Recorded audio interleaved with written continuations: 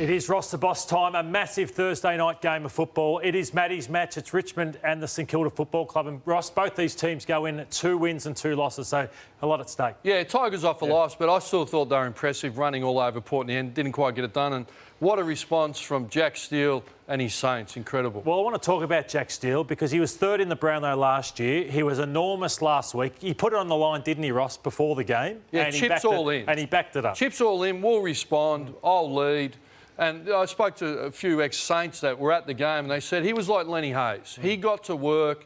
He was enormous, you know, so his work rate, his tackling, his contested ball. And you can see his numbers there. Ranking points above Dusty, clearances more, goals averaging a little bit more. But it's probably the score involvement. Dusty 10, him 6. So we know Dusty's an architect and he's delivered on the biggest stage, but gee, he's making great inroads and it'll be a fierce contest in the midfield. Speaking of fierce contest, Port Adelaide and Richmond, Ross, whenever they play, it's fierce, isn't it? And it's a little bit of a blueprint to how potentially to get them. Yeah, I love that. Port really challenge you. And we know Richmond aren't always an inside team and they get you on the outside, but Port bring huge contested ball numbers when they beat the Tigers, round 11 and round 4.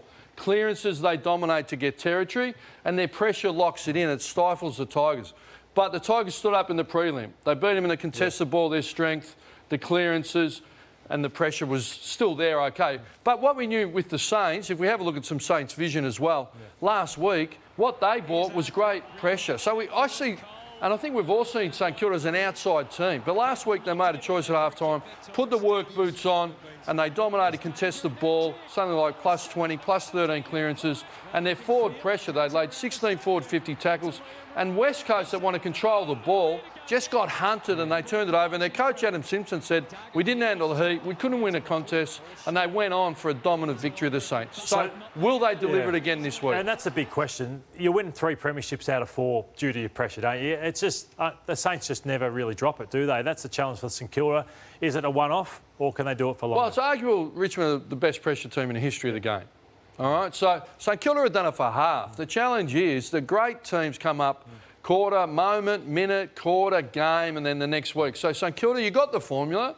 Make the choice again to deliver on it. Ross, I wanted to raise Tom Lynch, right? I think that Tom is going okay, but he could be going better. I think that he's kicked 7 goals from 8 games this year. And I just think we're just watching his mobility. So I think he's been suspended in the past, but I think he needs to get nasty because I don't think he's moved as well with his knee in recent years since he left the Gold Coast. I'm bullish on Tom Lynch all the time. I think he's top-flight player. Relies on delivery a bit, but he seems just, maybe he's carrying a little bit. You can just see he's not turning as sharply. But you know what the solution is? Play on the edge.